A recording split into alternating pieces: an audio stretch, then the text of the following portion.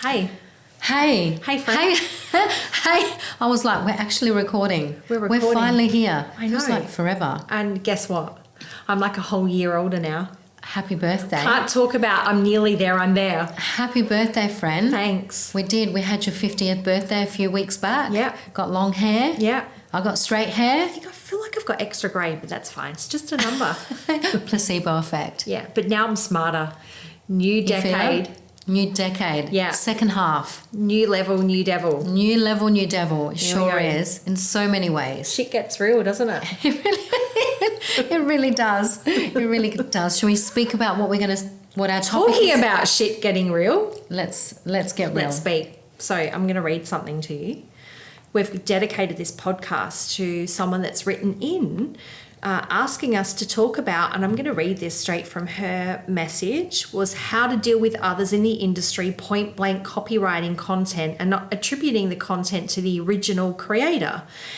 Questions are how to approach this professionally, opinions on address with the recreator or not, what can you do to minimize this happening, and why do people do this? Is this because they lack inspo or they lack creativity? Interesting. So I guess the hot topic of conversation today is around copycats. Copy, yep. How, when you realize that your content is being copied, how you deal with that professionally. And in general, because I hear this term, I've heard it so many times. Yeah, interesting topic. Well, I've got some opinions on it as well. Same. With I think there's two different parts to this. Yeah.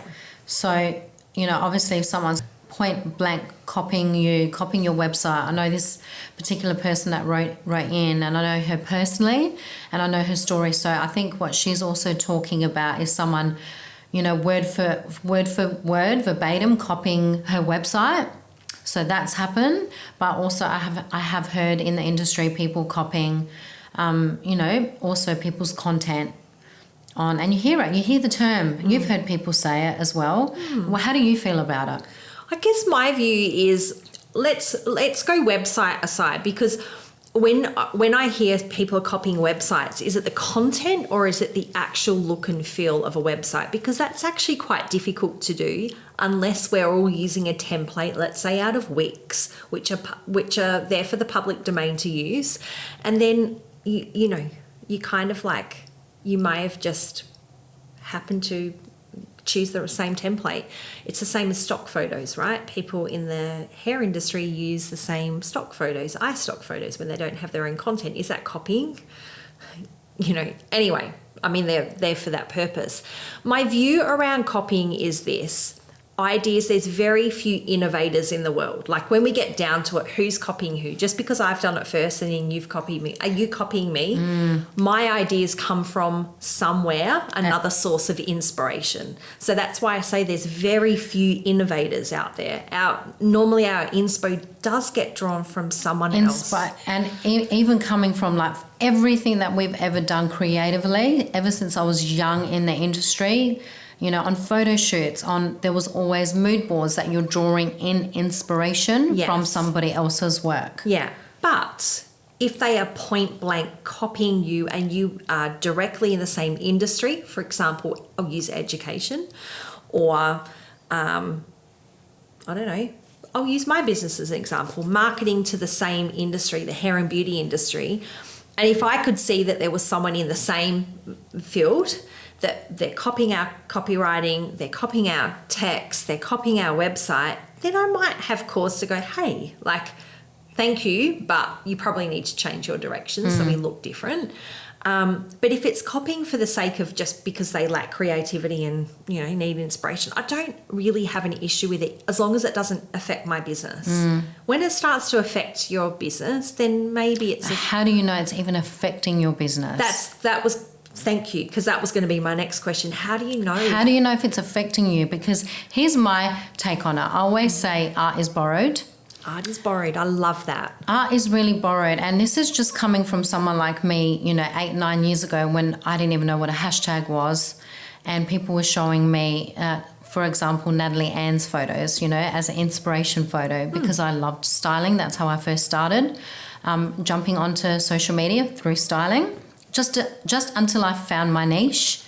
And then I really looked to, there was a couple of people in the industry that I looked to. Natalie Ann was probably one of them. Heron Hollow, Justine was another one. Jay Edwards was another one.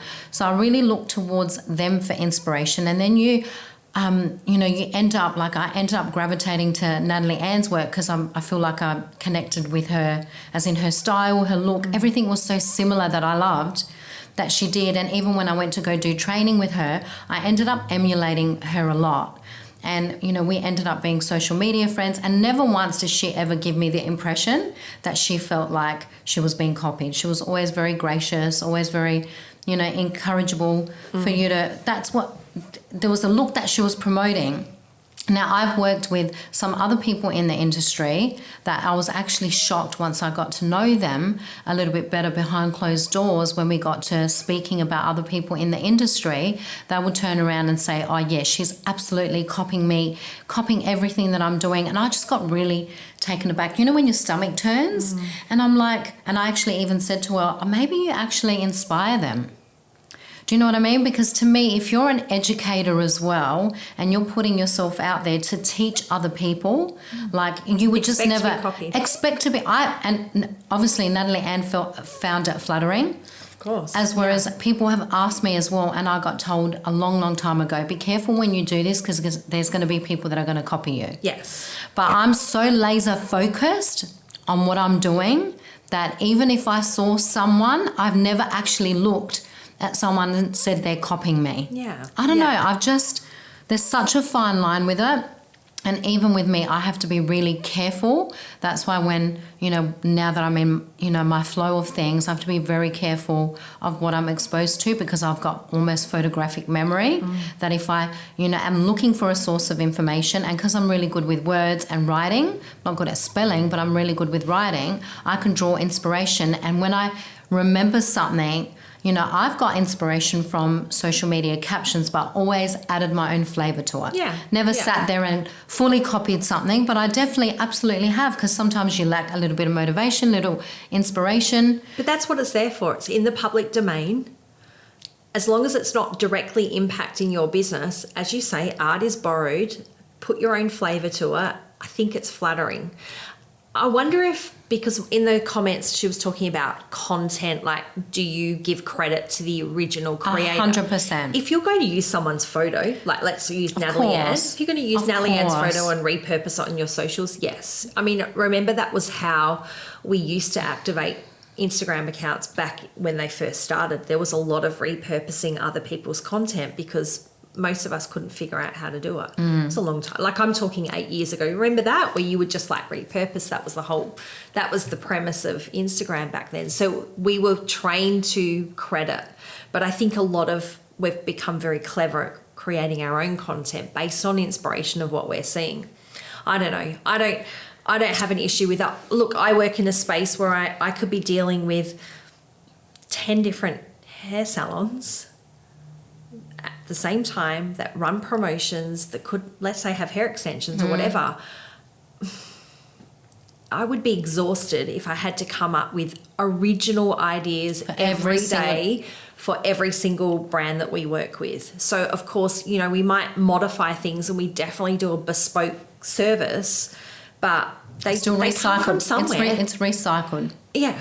Yeah. Yeah. And I think here's the thing, and because I know this particular person that wrote it in, I know that she is gifted beyond, so it's not even her being... it's not hair related. It's not hair related. Yeah. But I think with us it's a little bit different because it's such an art form. But when you have a unique gift that someone's also piggybacking off that, and then, word for word, plagiarising what you're doing. I think that can be, it's a little bit creepy. Yeah. And I think that's happened as well. I've heard it also with other salon owners as well. Such and such down the road is doing what, and I've implemented this in my, oh my God, actually, I should really share. Do you remember what happened? I should really share this story. I'm trying to follow you. Do you remember with that what movement happened? on your lap?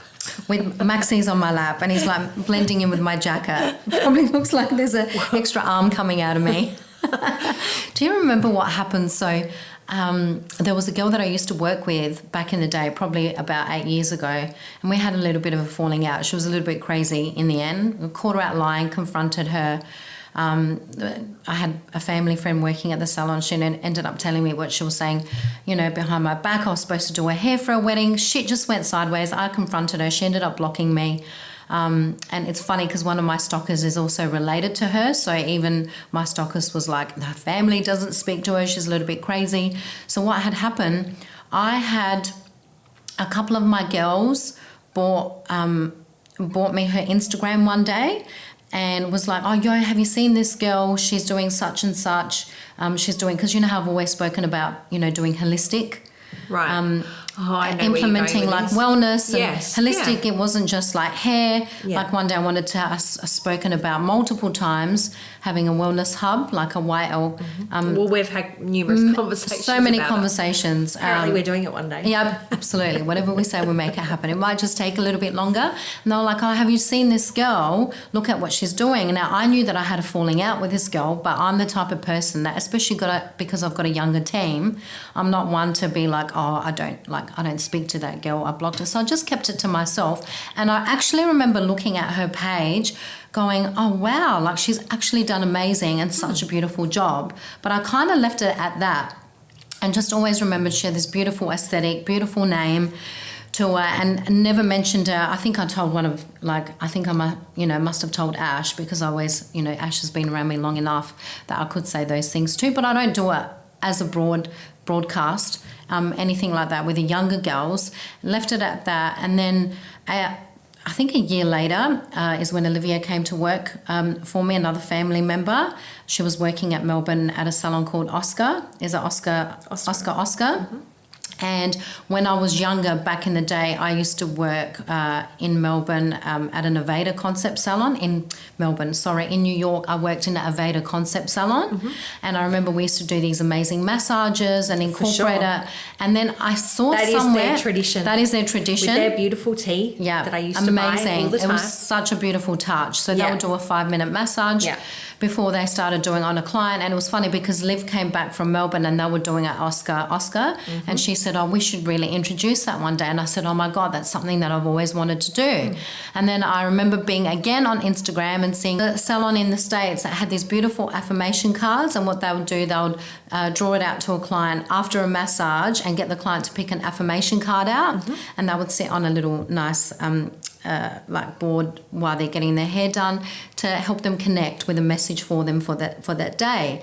And I remembered that on Instagram, and then Liv was like, oh, we should incorporate the massages. So it was kind of an from organic, the Aveda concept. From the Aveda concept. And we're like, absolutely. So we ended up implementing it, and the girls did a reel on it. And then Emma, which is my marketing coordinator, messaged me in the morning and was like, hey, yo, I think this girl is talking about us. Do you know her? ? And I'm like, Ems, I can't even see who you're talking about because I'm blocked from the thing. I didn't even think anything. I'm like, oh, obviously it's someone that's blocked me. Right? So then when the girls were having a look, they all came to me and told me who it was. And it was this girl that I knew that had blocked me that went and did this rant on social media, so embarrassing for her.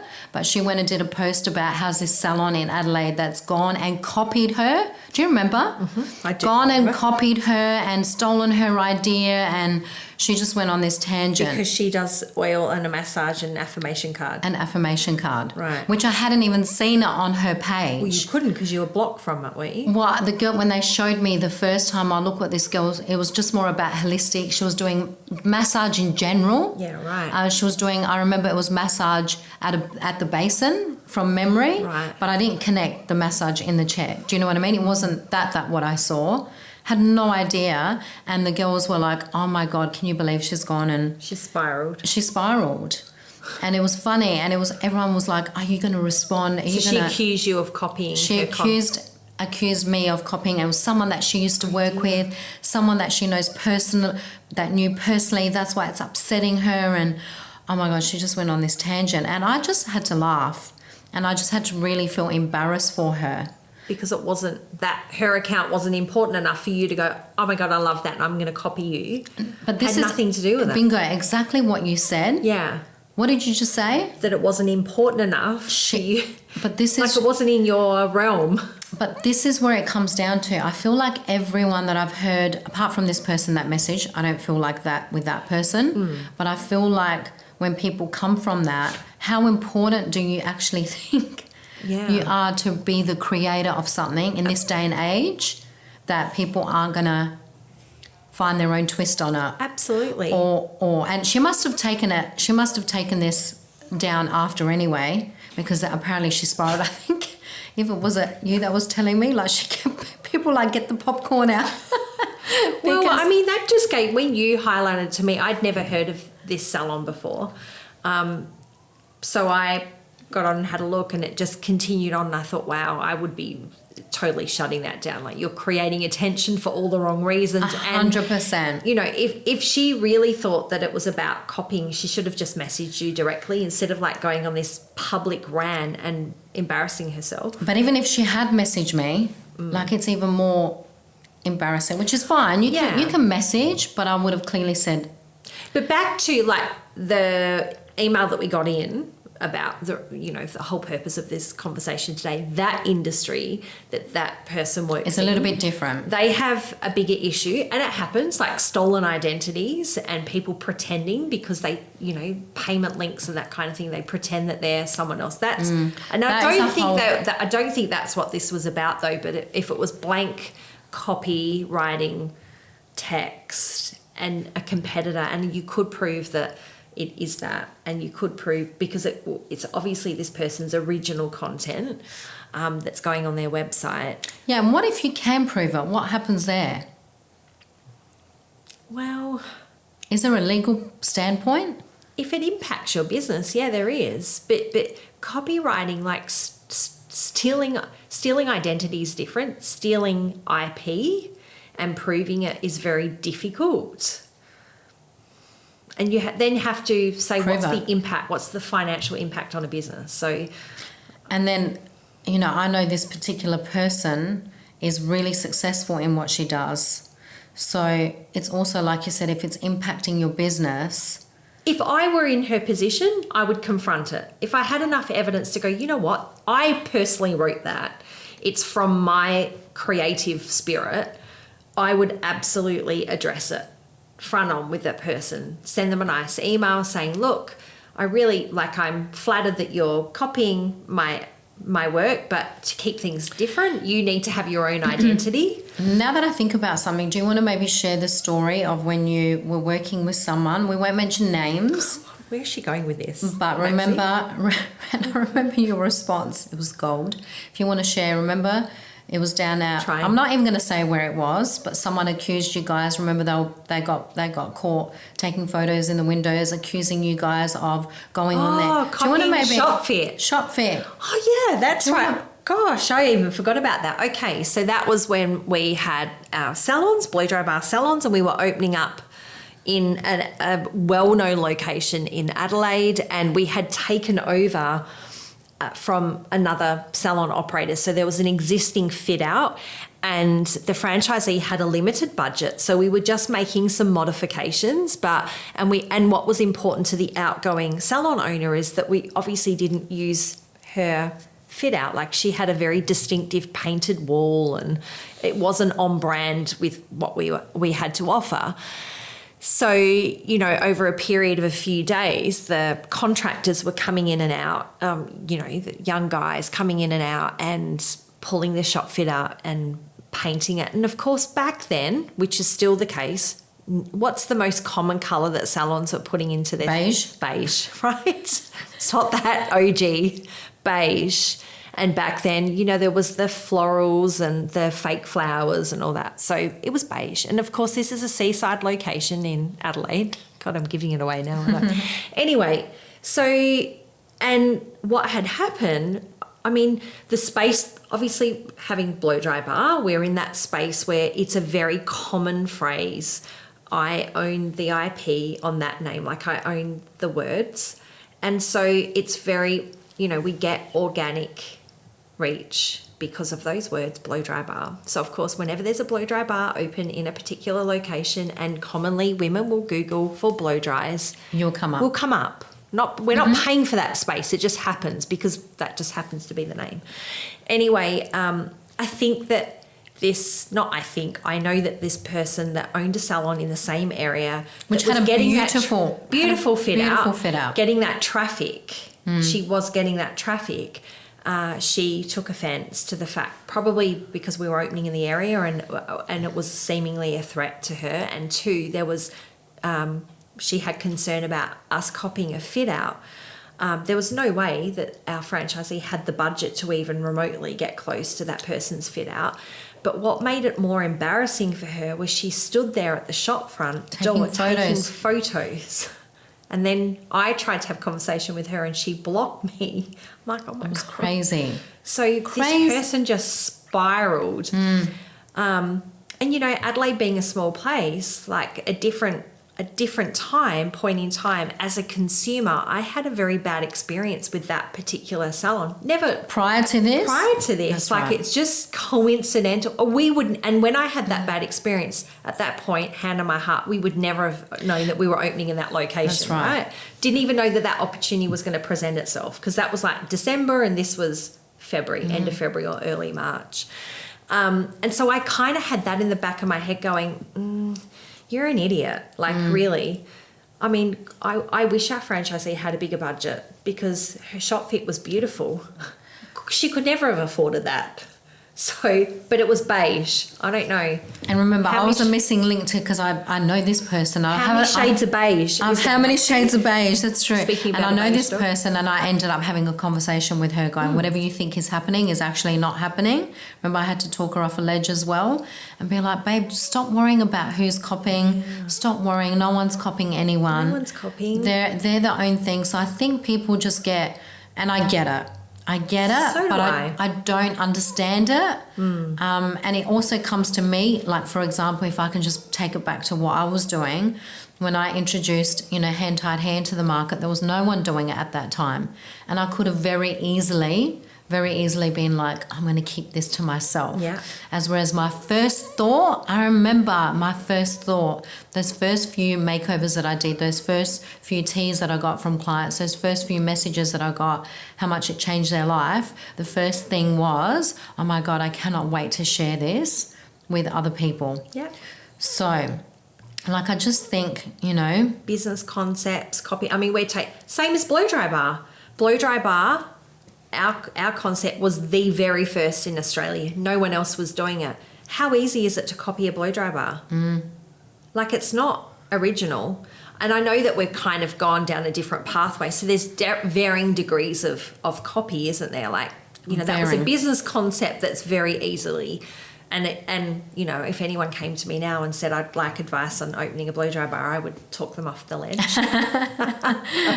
And they continue to open because it seems like a good concept. It's not an original concept. It's not a sustainable concept. But it's not an OG concept. They're everywhere in the States. Like, they're everywhere globally. And do you think, just off topic, do you think obviously in the States they work more than here because of the sheer volume of people that different structure, leasing structure, different pay structure, because a lot of them are self-employed. That's true. And they do work off tips. So it's very different. Like, God, when I was in the States, I could make I was saying, because I've got an American girl that works for me, you could literally make $300 to $400 a day just on tips. Yeah. So it was great, because the concept of blow dry bar concepts over there was for the wealthy as well. Like, and they'd pay cash, they'd sit there and have a champagne.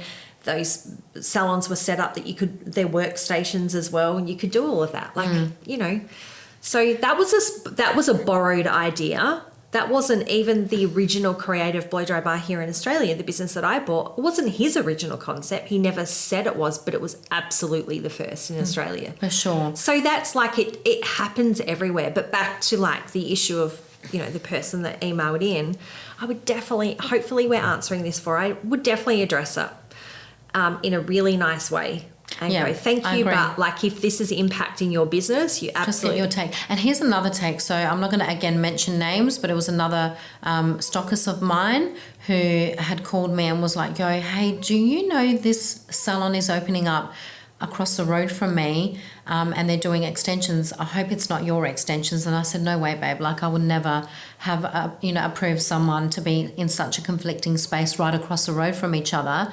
And the salon was moving in a space, and they actually recorded social media, but took the salon's name from the wall. So recorded it like they're moving into town, but the salon that was there, the wall that they got was part of the salon's. Oh. And then my stockist was like, hey, what do you think? Do you think I should reach out to this person? I don't want to create world war. That's not my intention. But my intention is to be, hey, welcome to the area. Like, we're all good. I've worked in many, many salons before. We like to build a community. We want to help each other. I just really want to ask you, maybe if you can just take that social media post down, because that's actually our wall. And I just don't want our clients to get confused. Because if you have clients that come to our salon looking for you, we will send them over.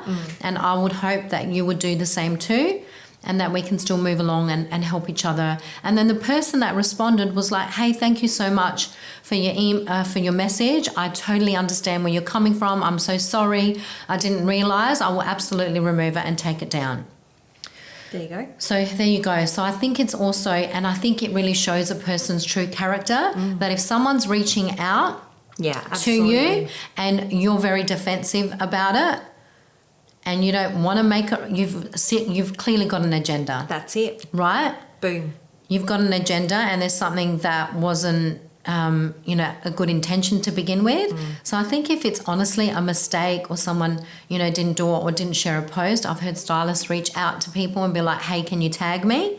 And how many times have I heard the person just block me, didn't? So that just goes to show what a shitty person you are, and you just watch that space. That person that did that, I guarantee you, will never ever be able to build a business. Yeah, that's because you cannot build a business these days off the back of not having good intentions. Yeah. Because you're going to attract that energy in. And borrow people's ideas, but do it with good intentions. And do it with good intentions. Yeah. And if you do ever cross that line and someone calls you out on it, take fucking accountability for it.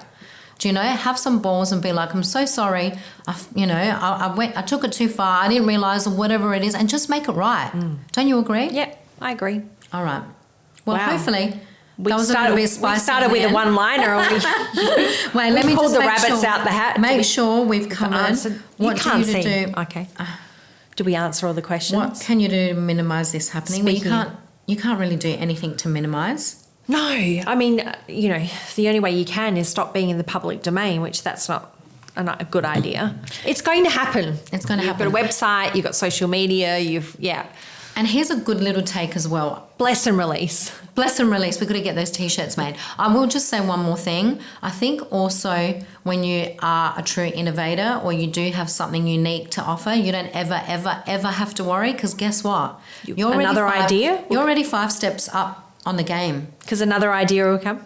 And I remember someone telling me this, actually. They were like, what do you, how do you feel about someone copying you? And they're like, once they've already copied me, I'm already on to the next thing. Absolutely. Do you know? And I do feel a little bit like that as well. Like, if you're a true innovator, or a lot of creatives have ADHD, our brain is processing 10 million things. I think I've married to one. Squirrel. He's a creator. He's a creator. Do you know? He's I call him the ideas man. He always really is. Squirrel. But those people, you're right, those people are 10 steps ahead. So, and even if you're not 10 steps ahead, I don't feel like I've got ADHD, because I fall asleep with no problem. No, I feel like I've got auditory processing disorder.